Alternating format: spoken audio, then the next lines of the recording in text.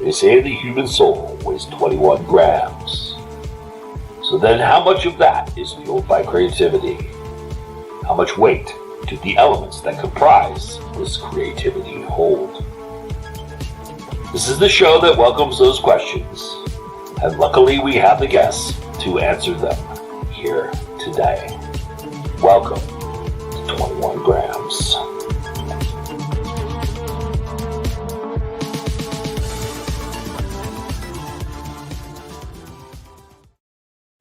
Yes, hello everybody. Welcome to 21 Grams, another great edition, and I am pleased and honored to have the awesome Julia Allen, the awesome Carol Allen, both of them here, and we're going to talk about words and all of that. I'm going to let them first introduce themselves to you, tell everybody about yourselves a little bit in the book you wrote, and then we'll get right to the questions. Yeah, so thank you so much for having us both on here. We have a special surprise guest, Carol, on tonight. But I am Julia. I write as J.K. Allen. So I'm a multi-genre author. So I write urban fantasy, young adult, and now horror. So that's very fun. Our book, This Side of Shadows, just came out last month. And so we're very excited to be on here and talk about it and talk about the power of words. Do you want to introduce yourself? Hi, I'm Carol Allen, first-time writer, long-time reader. Yeah. Very excited to be here. Awesome. And you wrote part of this book as well. So Yes, co-author. I'm curious to start with, how much is it for you knowing... actually, let me start with a different question. That's not the one I wanted to start with. When you're searching for words, are you looking for words that lead you to what you're trying to say the quickest, or is it more about the right words, finding them and putting them in there, even though it might take a little longer to say something? I think that I might start with a placeholder word that's close enough, but I do like the nuance of different, especially adjectives and what's the difference between oh gosh, now I can't think of an example, but slough through something or slog through, you know what I mean? Coming up with the distinction in your head, I think really does help to paint a picture in your reader's mind. So picking that perfect word choice is so satisfying. So I do sometimes work really hard to be this is the word I want, but I don't let it slow me down in the actual writing. I'll just put the closest word, and then in editing, that's when I really look through and be yeah, this is a word that I wanted. I will agree. I think for me, writing the stories, Julia will tell you, I just write simple. I don't even vary sentence structure that much, because she's every word or every sentence started with he or she. So then in the editing, it's okay, how's another way I can say smiled or something? So it's kind of if I have a good word, for sure it's going to go in. But a lot of times it's okay, how else can I say this in the editing? How much do character names matter in terms of finding the right words? Do they change? When you find a character name, does that change how you write and the words you say, or do you feel like you're going to write those words no matter if they were named Al or Jeff or whatever? I find that I have to have the name, and that helps me to mold the personality and the character. I was just thinking, it's not a published story, but one of my first serious writing attempts, Julia's read, and I just actually went with the simple name of Guy, because he's the main character, but in my mind, I actually had this scene in my head of a gray, almost Minority Report, how that gray, and I just had this guy, and I'm oh, what a great name. He's a nondescript guy. So, and I think I had watched a movie with Guy Pearce. So I was it's a real name. so that just you know, like in the story, he's kind of a pushover too. So I'm like, oh, what a great name. And I was able to write this story. And I obviously I only published the one, you know, short story book here. So I'm going to go back and try to get more things published. And I'm hoping to get that story polished enough for Julia to be happy with it. Oh, she makes me sound like the bad guy. She's my editor. Well, the thing about that story is the premise of it was so marvelous. Like, she was just like, oh, I got the story idea and here's the concept. And I was like, that's amazing. And then when she wrote the story, she took it in a completely different direction. I was like, but wait, that marvelous, spectacular concept that absolutely blew me away is kind of missing in the story, right? Put some of the backstory in. And I need some of this awesome concept because it was just so amazing. But yeah, I definitely think that like names do kind of shape personalities a little bit. So like for me, like, you know, you meet an Alyssa and it's not quite the same as a Linda, you know? So for me, like once I have the name and the personality in mind, that kind of, you know, when they match each other, that really helps me to like write the whole character, because then you're just like, oh, they talk this way and they have this, you know what I mean? So it does help to know the name. Does setting fall in those same veins for you, or is that more of just like the background, covering the background more often? I think setting is important, and for a lot of reasons, because, you know, dialects and, you know, regional differences do come into an account. And I think if you're going to write, if you write about a region and you kind of don't get that local flavor into it, readers will be like, oh, I've been there and they don't talk like that, you know, or they say soda instead of pop, you know, you got it wrong. You wrote it, you know, people will notice. So I think setting's important. But for me, it's more of like where's this character from? You know what I mean? If the character's from a different region, then you're not going to write them the same way anyways. So it's really important for me to know my characters, because I feel like characters are the part of the story that I love the most. So you know, if I don't know my character well, the story's not going to be as well written. Gotcha. And I'll say, I do think setting's important, but I feel character is important too. So I'm trying to always like world build as much as I can, but I'm also trying to be like, I think I'm more like minimalist style or ish. So I probably could describe things more, but I think that will go as I keep writing and keep practicing it and stuff. I don't know. That's actually a pretty good practice for a writer, is to kind of be minimalist in that respect. You don't want info dump too badly. You know? Yeah. It's that balance. Yeah, for sure, absolutely. I mean, how often are you thinking about tense and tone before you write, or does that develop more when you're writing it? As far as tense goes, I have my personal favorites, and so I kind of tend to stick to those, because I know that I can get irked as a reader by certain tenses. So it's just like, unless I know I can do it like spectacularly well and this particular story is just really, really made for it, then I'll just kind of like do my standard tenses. Tone is a little bit different, because it's just like tone, I feel like, is tied up into a number of things. Like tone is tied up into theme, tone is tied up into like your voice, and tone is tied up into pacing. So like if it's a horror story or a thriller, like it's going to have a very different tone than if it's like a young adult story, because you're just like, the theme is more important for like discovering who you are, or like being the bigger person, you know, like, so you're not going to have as like menacing of a tone, even if you have like menacing things happening in the story. Nice.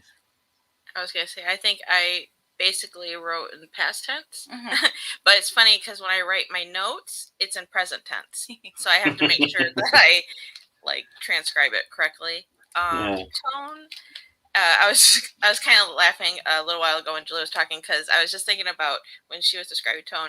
I was trying to, when I was writing the scary stories, like be suspenseful, be like try to set things up as creepy.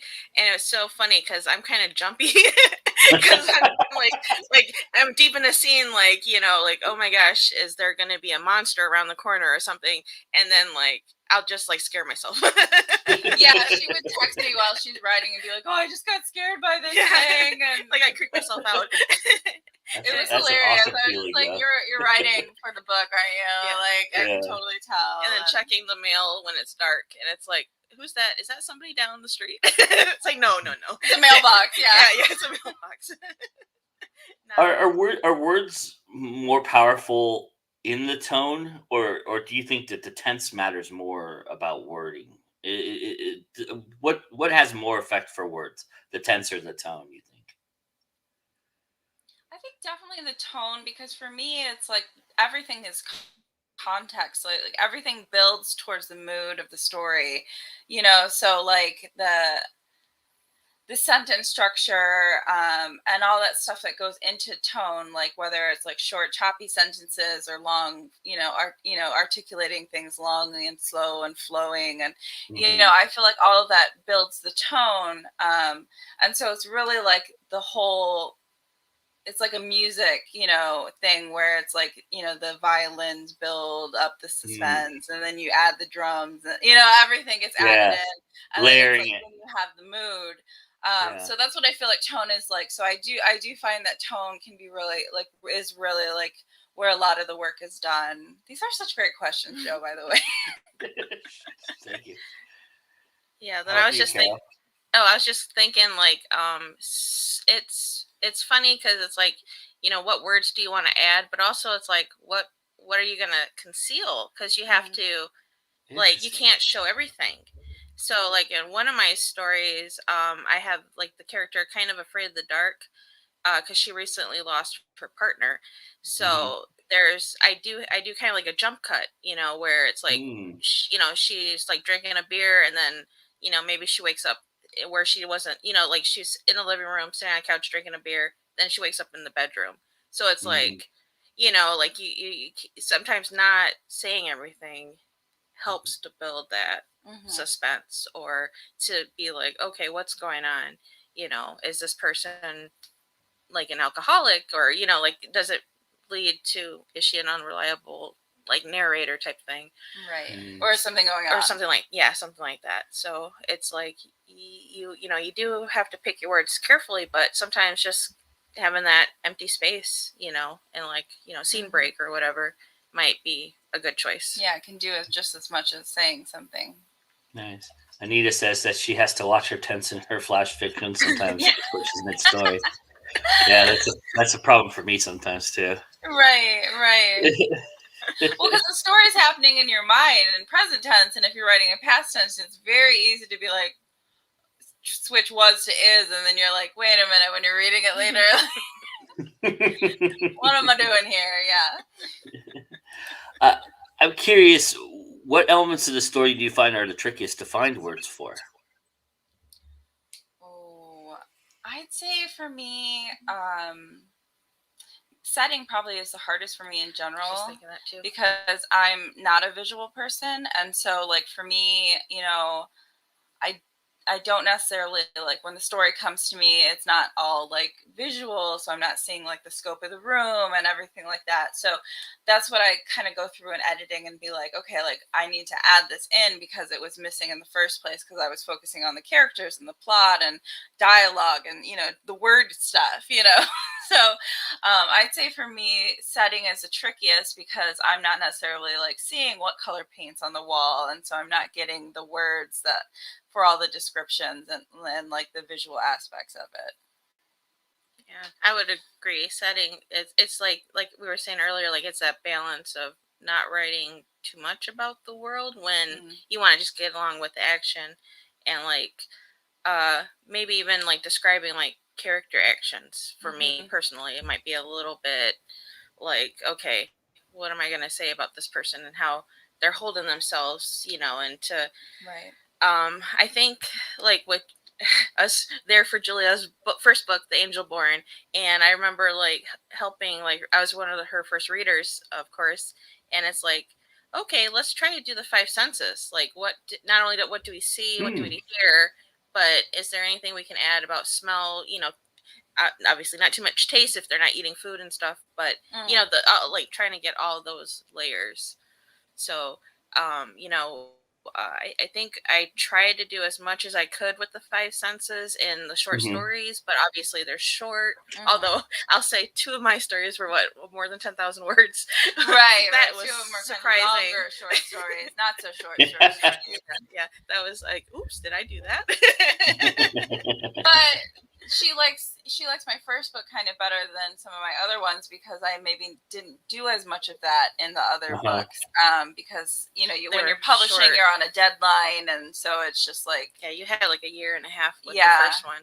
Yeah, I had a lot more time to do the first one, obviously, because I was not on a publishing deadline. Not that the other 2 stories are bad, but it's it's just there was a lot of action in the first one. It's still a lot of action in that first book. It was good.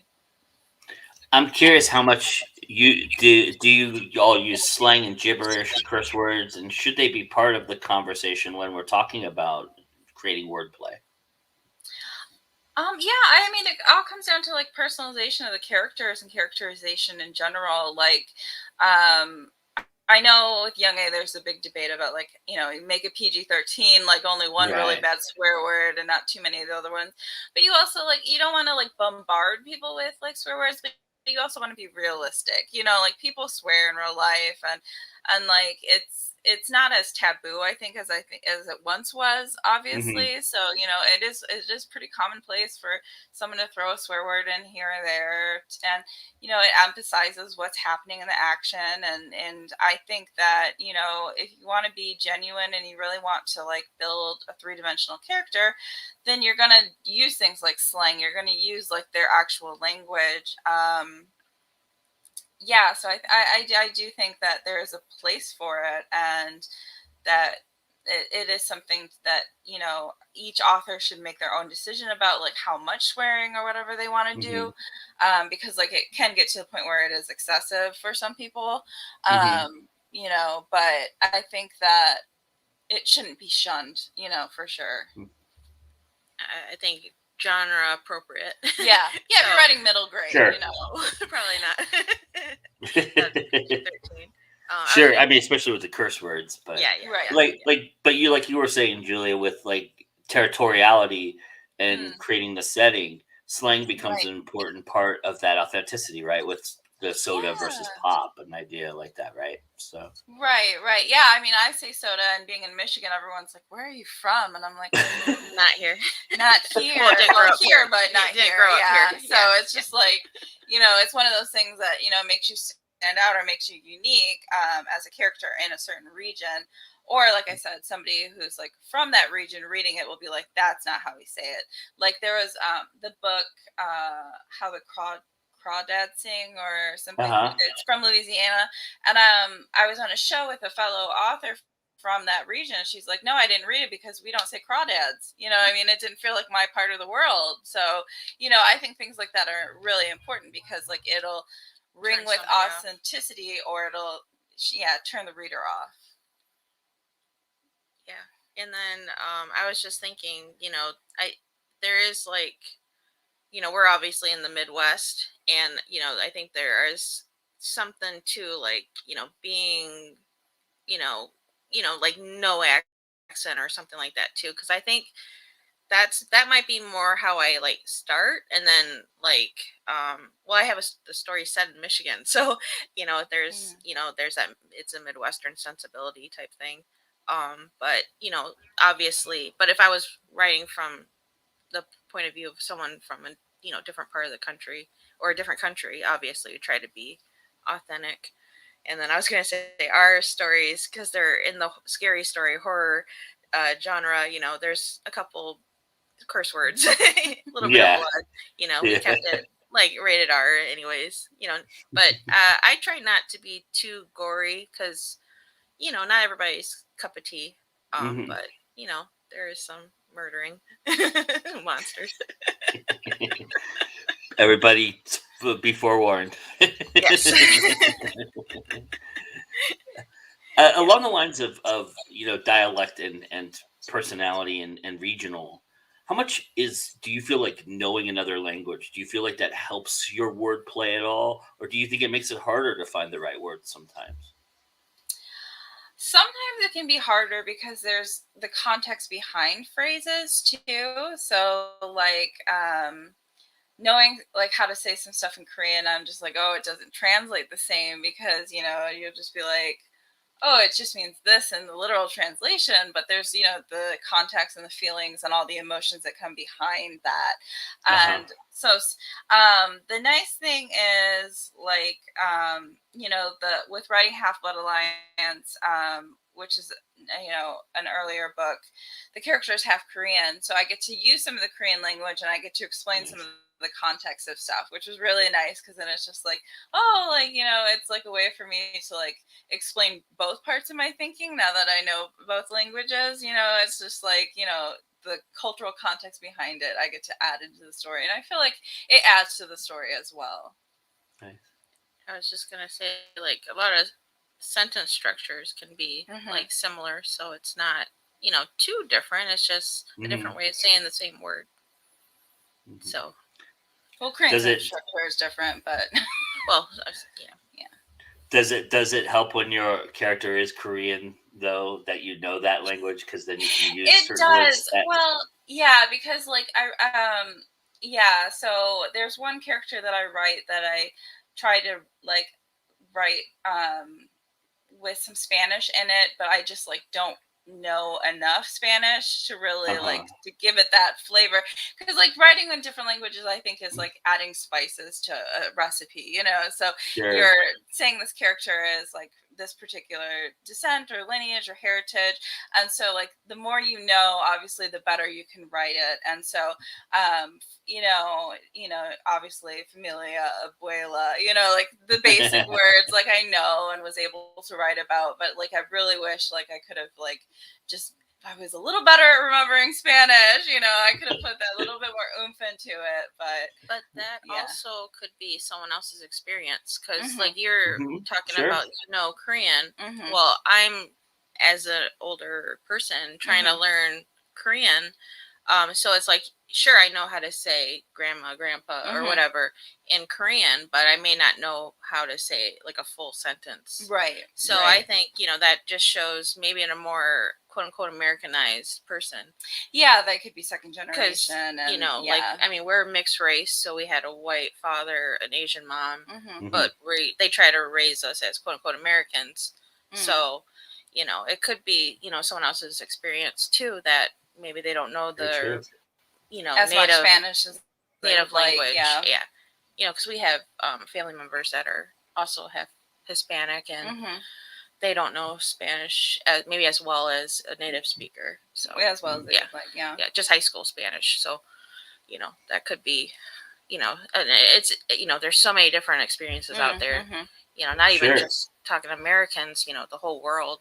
Right. So it's, you know, I think it could just be a slice of, you know, that's what we're trying to show is, you know, walking in someone else's shoes. That makes a lot of sense. Yeah, I think there's a marketplace for that idea, and if you can capture that marketplace with the way you use those words and the way that the character expresses those words, then that also would benefit for the reader who's reading that, who would relate to that. So, well, representation, you know, for sure. Yeah, and that's why I wanted to write, like I said, when the character feels like they're from a certain heritage, I wanted to honor that and write like full representation of people. But like I said, I wish I knew all languages. I love languages, so I'm just like, why don't I know more? You know. Is the way you approach looking at words a lot different when you're doing a description versus a dialogue, and how does it change? I would say so, because like to me they seem like two different types of writing almost. You know, like if you were writing a text message versus an essay, like you're going to approach them completely different ways. And I do feel like with description, I do view it as like a different type of writing than dialogue. Dialogue's going to be fast and easy. You're going to cut out like all unnecessary words. Like I don't like, some people like realistic dialogue where you have all the ums and the likes, and I try to cut all that stuff out because, or keep it to a minimum, because like I'm saying a lot of ums, but it gets boring really fast when you're reading it. You know, it's repetitive and just not my style. So I definitely approach it differently when I think about it, because I'm just like, well, the descriptions, I want them to have impact. I think about whether I want them to be metaphorical. I think about, what exactly am I describing? If it's a character, I try to make it more of a personalization. So a character might have a beauty mark that she compulsively tries to cover because that's her one insecurity as a character, so something that tells something about the character, not just describes them.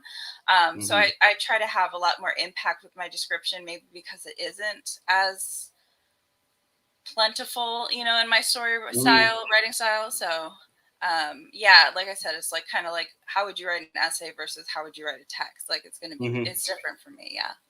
I would agree. I think we're similar because we're sisters. But I think part of this book was like, okay, how much do we foreshadow things too? So that's going to be part of the description, and then the dialogue is definitely going to be different, because I think, I think my dialogue is just like short and snappy too, and just like, like get to the point kind of thing. And then I have the one story where I think I do have her send like text messages. So I think I might have tried to do that as like real as possible too. Like I can't a lot of LOLs. or something like the appropriate shortcuts or something, or right. Well, it's an older character too, so you're writing like in like the way that they text rather than maybe a teenager. Than the way a teenager would text. Just emojis. I'm curious for you, when you're looking at how you're writing now. You distinguish that description and dialogue are a little different. What do you feel like you spend the most time on to move the story forward? Do you feel like description is more of where you do that, or do you feel like dialogue does that more for you? I definitely think the dialogue moves the story along more. Half the time, the dialogue's giving new information or character development, which is, a big thing that you need to do for a story is character development, developing the relationships between the characters and their reactions to situations. And a lot of that comes out in dialogue. So to me, dialogue's really important. But I do get into that habit of like wall of text, wall of people talking and they're not doing anything while they're talking, and people get confused by like, because no one's doing anything, like who is talking now. And so that's something that I definitely work on, adding the description, because to me it's like, the dialogue is the meat and bones, and then adding the description and what they're doing, and like she was saying earlier, like how are they presenting their body, their gestures, their facial expressions? Like that's adding the flesh, to it, like the skin, and really building it out. So I kind of spend time on both, but dialogue comes more naturally to me. So I'm laughing because I'm thinking the same thing. I have notes and notes and notes, and where it'll just be conversations between the characters. So then it's like, okay, you transpose that, and it's like what she just said, just all a conversation. So then it's like, okay, where can I add, like, oh, they're gonna go to this part now, or this, this room now, or whatever. And or they're eating. Yeah. When do they take a bite? Yeah. So, do you find it's that description helps you take a breath when you've written some dialogue too sometimes? I think so. It makes me pause and think of the impact of the words. Like if I'm just like, how would they react to what was just said, not just what was said? Because I think when I'm drafting, I get into that back and forth conversation where I'm just like, okay, I come back to this, and this is their response, and that flows really fast. But then like later, I'm like, wait, but like, how would they feel about what was said? How would they feel about like what they're thinking about saying next? Like, are they angry, or like what emotion can I show also going on too? I think for me, the description stuff might come more in like the second pass than the first. And it probably depends on, because I'm thinking I'm trying to write another like big, well, I thought it was going to be another short story, but it might turn into its own little book. Like just like depending on how I feel, like I might have, like I have my notes with the conversation, and then it's like as I'm typing that into the computer, then I might, if I feel like I'm not quite sure about pacing yet, or like trying to build up to the next big scene, then I might add more descriptions as I'm transposing it into the computer. But if I'm just like, no, I just want to get this done and just type so many words today, then I might just type, just the conversation. So it kind That's of awesome. depends. Yeah. I like that. You kind of answered this already, Julia, but so I'll ask Carol to start this, and maybe you can elaborate on what you talked about. But what POV do you find gives you the easiest route to the words you're looking for? Oh, I think like I don't like first person. I don't sometimes mind reading it, but I don't God, want you to guys are write breaking my that. heart right now. I'm sorry. Because like, well, like for Just the kidding. scary stories, it's like you don't want to reveal too much. And I Uh-huh. feel like in the book I'm trying to write, it's one character's point of view, not Mhm. not first person, but it's like she's the camera. Okay. So then I'm like, oh man, I want to be able to like leave like her world for a second, go into another person's house, but I can't do that without breaking the spell that I've cast already. So I kind of like the idea of like I may not know the technical thing, but like you're like following a person. She says she's not visual. I'm totally visual. So it's almost like I can picture a movie playing. So I'm just trying to Yes. write it in words. So I'm kind of like I have that person as like the camera person kind of thing. So I really like that for good or for bad. Nice. But I can't remember the last time that I read a first person point of view that I was like, wow. But it's Shows are pretty good. I'll have to read it. I'm sorry. No, it's fine. I'm actually, in Yeah. full disclosure, I'm Yeah. actually writing a fantasy book right now, and it's in third person, and I'm finding Okay. it lovely.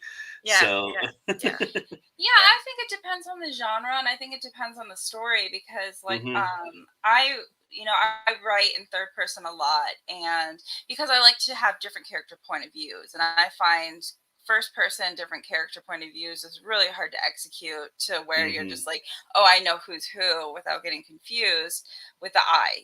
I think it's just natural that eye, is confusing when it's three eyes. So. But there are some stories where I have written them in first person, and like I enjoy it, but I feel like I am a little bit stronger in third person. So I don't hate the first person. I enjoy reading first person. I just feel like my writing style naturally is just stronger in third, maybe because I practice it more. But I will, like, when a story calls for it, I'll be like, oh, I think this is maybe a first person one. I'll give it a shot. Yeah. In the book, there's one eye point of view, and it wasn't bad. She didn't hate it. No, I didn't hate it. I didn't feel bad. It's been a long time since I read. No, it's totally fine. You're not alone. Through it, Yeah, you're not alone. I mean, it's to edit it. The trick is you gotta like the character. If you don't like that character, then you don't care what that person thinks. Yeah. Right. So no matter what you write it in, I agree. Oh, yeah, because because if you find the narrator or that point of view to be annoying, like it's really hard to like struggle through 200 pages of that person's thoughts and feelings because you're just like, gosh, I mean, if it's a good book, it's a good book, right? But, right, and there's flawed heroes and stuff like that. I don't know. I'm sorry. No, you're good. She is particular about what she finds annoying, though, and I think she finds a lot of characters to be annoying when they're like, "I really hated this," and I thought, like. I'll tell you honestly, too, with movies, the thing that will get me out of a movie quicker than anything is when you have a narrator narrating over just like a scenic background, or you're doing this long shot down a road, and you're just hearing this guy give you exposition. Or this woman giving you exposition, and that will take me out of a movie quicker than anything else that I can think of. I really dislike, and then if they continue that forward, it's something else. If it's just the intro, but then if they're interrupting in between the movie, then you've really lost me. That's really tough. Because those are hard movies to get through. Yeah, like the show don't tell, or right. Yeah, you want them showing, not telling you what's going on. Yeah, absolutely. Sure. Yeah. I'm curious too. We can't have a conversation about words without grammar kind of rearing its head here a little bit, and we've had conversations about the Oxford comma and that.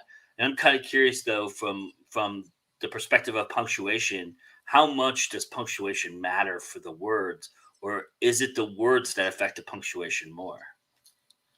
I think punctuation is really important for clarity. I think I saw a recent TikTok that I did not agree with, and this might be a hot take, but she was like, "Don't tell me there's too many commas in my book. You need to take a breath." And I was just like, commas are not dictated by breathing. Like, yes, we take natural pauses where commas are, but just because you stop to take a breath does not mean a comma belongs there.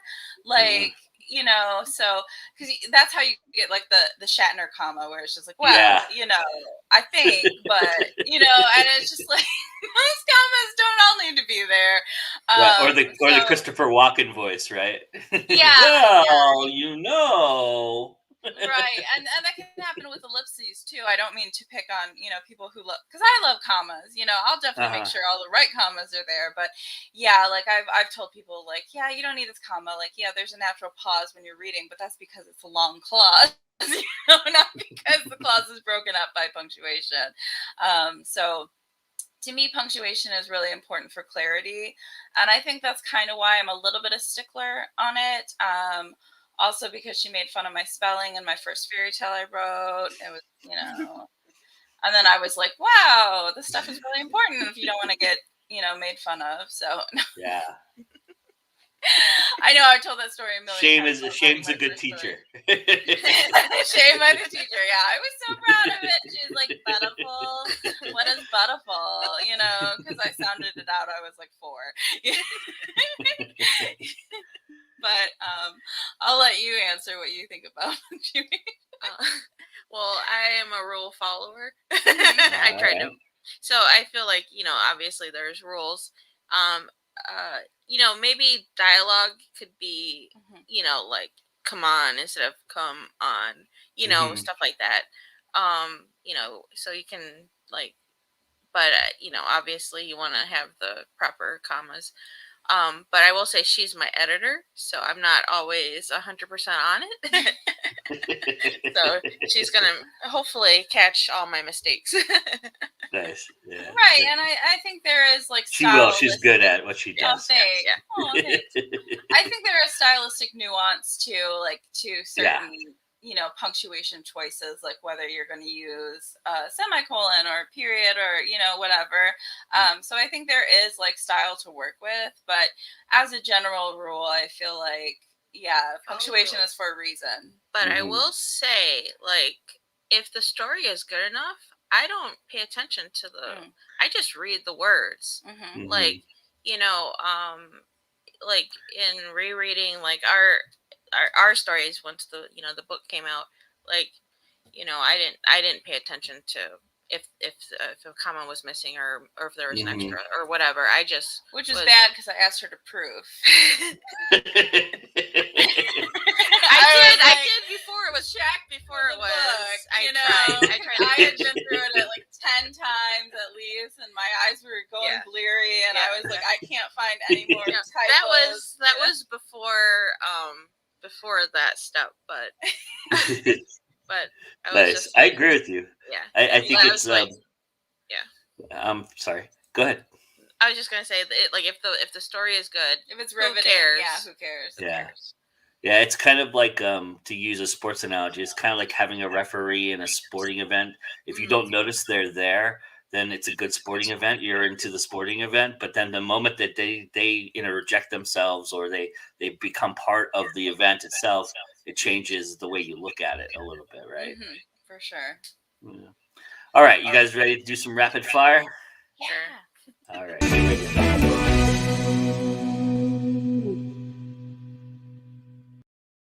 All right.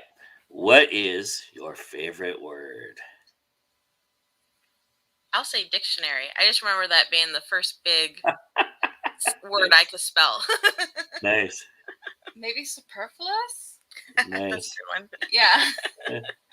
All right. The hardest word you have trouble spelling, but you love to use no matter what. Separate. I know it should be easy, but it's not. Yeah, I have that one too. That's one of mine too. I don't know if I have a word that I have a hard time spelling. Meticulous came to mind, but I don't think I use it that much. Okay. All right. Well, all right. So between nouns, verbs, adverbs, adjectives, what do you think is the most important? I'd say adjectives because they add a lot of flavor, but you don't necessarily want to always do adjective noun combinations. I was going to say verbs. Mm. Action. Nice. Awesome. The character you have most vividly seen speak your words when writing them. Oh, she's unnamed in this book, but she's in the No Surrender story in the very beginning. Nice. I think my story about being lost in the woods. I like the main character. Her name is Mika or Micah. Nice. Nice. Okay, we were just talking about punctuation, how much we love it. So, what's the best thing about the comma? I just think of the poster or whatever. It's like dog eating chicken, and it's like I think it's about like putting the punctuation in the right spot because it's either a dog eating a piece of chicken or a chicken that's going to eat a dog. Yeah. So I think that's important. I love that there's like 13 rules about commas. Nice. I like that too. The best That's part, cool. yeah. Okay, when in the day do you feel like words are the easiest and flowing the most for you? Oh, after 10 o'clock at night. I'm a night owl too. Nice, nice. Yeah. Would you rather spell the word right every time or know its definition before writing it? I think I'd rather spell it right because, yeah, I think I'd rather spell it right, honestly. I'll say know the definition because if you don't know why you're picking the word, what's the point? You can look it up, the spell check. You can also look up the definition of each word. We'll disagree. What word do you always see in your writing, but sometimes it's not there? Like if you're writing and you miss a word, what is the one word that you always tend to miss? You know what I'm talking about? Yeah, I do this all the time, so this is maybe just me, but I think I don't know if I always miss it, but I always misspell just. Like I always type okay. the S for you. that counts. Yeah, or misspell it. I will like combine with and the, so it's like WITHE. Nice. And I don't know why I do that, but I do that a lot. Nice. All right. Favorite expression or saying that uses words? Oh gosh, I know I wrote this a lot in the Angel Born series, but like just wanting to put someone in their place, like that phrase just kept coming to my head every time I was writing. I can't think of one, but I do like catchphrases. Just in general, like just being like saying golden, like that's golden, or something. Nice. Like gold pony boy. Do you remember the first word you said out loud? Have your parents told you what your first word were? No. I don't think I know that one. No. Probably was mama or something. Right. I think that's a common name or a common word to say. I don't know. Your favorite character name. It doesn't have to be yours. You could name any character from anything. Oh, I really like the name Annalise. Nice. I don't know why. I like the name like Beatrix lately. Nice. Cool. All right. And finally, what is your least favorite word? I don't know if I have one. I think, there's a couple that are fighting in my head right now. I think like moist is a bad word for a lot of people. I would say there's just like words that just sound unpleasant. Like I'll say mold because we're dealing with a flooded crawl space, so I don't like that. Okay. The one that's sticking out in my head right now is grueling. It just doesn't sound good. The word meaning's not nice. You know, I don't know. I'm curious to find out from both of you, What's the best way to learn the right words? Is it just writing practice? Is it going to a dictionary? Is it thesaurus? Where do you think is the right place to start learning the right words? I think I got a lot of my word nuance interpretations from just reading a lot, because like you would see a different word in the context that was like familiar and be like, oh, what's the difference between this word and the word I know? Mm-hmm. Otherwise, the thesaurus is a great place to go, and if you keep clicking on the words to see what different connotations they have, you can learn a lot that way too. I Right. definitely like a thesaurus, and I just Mm. when you are asking that question, I flash back to 5th grade and like spelling lists and vocab words, Right. Uh-huh. and it's just like wow, like that was such a good way to learn new words, and it probably is good to keep doing that. I was terrible at those things because I would get I would see this is a writer in me. I've been a writer for a long time, and any time that I would pick a word, like hear a word that I thought was interesting in the spelling bee, I wasn't listening to how they spelled it, Oh, but I would look it up, and then I would go down this rabbit hole of why this word existed and what it means, because I just always so I was always terrible at them because I never listened to the spelling. So I would be out in the first round usually of these stupid Right. things, but Well, I if you would. want to know how much of a word nerd I was, I said something was monotonous in 5th grade, and my teacher was like, "Oh, that's a great word." Everyone was asking for the definition of it, and so I ended up doing the word of the day. And then every day I would come up into class and Oh, write the word of the day on the board, like kudos and just words I thought people wouldn't know but were cool. that's awesome. What when words escape you? What is the best tools or exercise you rely on to get them back? Ooh. Like I said, I'm kind of a placeholder and come back to it type of person. Like even when I'm writing a scene and I'm like not sure what's going to happen, I put in brackets "do this" and come back to Mm-hmm. it later when I can think. Because usually it's one of those things you're falling asleep 2 in the morning and you're like, "Oh, that's the word I wanted," So Yeah. I use placeholder words. Yeah. I Nice. think I'll do that to a certain extent, but sometimes, well, what I noticed for this book in particular is I kind of doodled, and then Oh, that nice. more for like what's the next scene all about, or what's like. There was a couple stories I didn't have an ending planned out already, so it was just like, okay, what do I want to do? But for like a lot of times, it was like it would be like a placeholder, and I'll come back to it. She sits and stews until she figures Oh, it out. that yeah, I am a stewer. I always liked your response to writer's block, Julie, because I've used it and it's worked for me. It doesn't always work, but it works. And then writing backwards idea, I always liked that idea. Could you expand on that for people who haven't heard that before? Writing backwards, like knowing where you're going, or Yeah. Whenever you got writer's block, you always said to kind of write backwards, or start from a different place and write from there, and those kind of ideas. Like you had the index cards, so you would just yeah. work on a different scene. I would kind of jump around, because like if you know like on a road trip, like you're going to California, then you can kind of start with, well, what happens in California and what's going on there, and then you can kind of think about like, well, how did I get to that point? And so you can jump around to like, maybe if you're in a certain mood or feeling a certain way, then you can like skip to that scene, and kind of knowing where you're going gives you that ability to say, well, this is on my task list, so I'm gonna write about this because it excites me right now, and then sometimes that'll unblock what happens before. Nice. I like that. Yeah, that's a great way to do it. And Yeah, Anita says word origins are as a fun rabbit hole. Yes, I agree.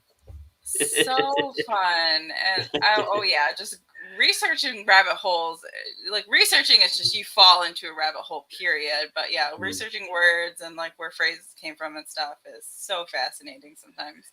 So one of my last questions here, and this is really going to be interesting because it comes from the uniqueness of of perspective, and that is we have Carol, who's a first time writer, dealing with this, and I'm sure this became something of an annoyance because it still annoys me to this day as a veteran, and Julia as a veteran writer. Uh, Repetitive words is always a huge problem for all writers, no matter what level you're at, no matter where you are. when you're fishing those out, how aware do you become of those words? Do you see them right away? Is it something that you have to be pointed out to? Do you feel like as you write more, you're seeing them ahead of time? Where do you fall in that spectrum of that terrible, terrible curse that we all have? I'm definitely repetitive when I'm writing, so I see it when I reread it to edit it, where I'm just like, oh God, they just nodded, or they smiled like 2 seconds ago. Why are they smiling so much, Julia? You know, like come up with different descriptions and facial expressions, you know? So yeah, for sure. Like, I don't notice it while I'm writing because I'm really caught up in the moment and I just kind of forget what I just said. So there are some times where I have like the exact same description twice, like one in chapter 4 and one in chapter 7. And I'm just like, it's a really good description, but it's not that good, Julia. We need to change it. So, yeah, that's something that I catch reading it when I'm like going through it again. And I'm just like, oh, I just read that. So we're going to change this one. Nice. For me, I think it depends on what mood I'm in. Like for my That's first, so true, though. Yeah. For my first Don't draft, talk to me about was. I don't want to hear any more about was. Yeah. For my first draft, my goal is let's just get the story out. Yeah. So Nice. depending on like how, if I'm like on a roll, I'm just gonna write out the words because I know I can switch up sentence structures, change words later. So I don't try to focus on it too much. But as I'm like coming down towards like, okay, I know generally what I'm going to write today, but I may not know all the action in that scene, then I might be like, well, okay, so I have him nodding. Sure, let me, what else could I have him do? And try to be a little different. And if that gets my writing juices flowing, then great. Then I won't care anymore. And then, so it kind of depends on, okay, am I just trying to, I know what I want to do for today. I just want to get all these words out. Or like, today might be an okay day to write. Let me just write something and see how it goes. But I was like rereading the story, and I did use like sandy hair a lot for different characters. And I was like, why is everyone blonde in your world? I think I was just like, I don't know. I just each time she was like, what would be unique? And they sandy were all hair. sandy hair. Yeah. Sandy hair boys. I don't know. I do this thing now where because I had this problem a lot where I would call the character by the wrong name. So every time I put in a new character, I write them down. I have a little book that I write them down in, and make sure that I'm following that. So. Yeah. Okay, last question for you. Oh, I'm getting a big echo. Hang on. Is it me? Okay, last question. What is your favorite rule about words? What do you follow no matter what? I think for me, it's what will get the point across.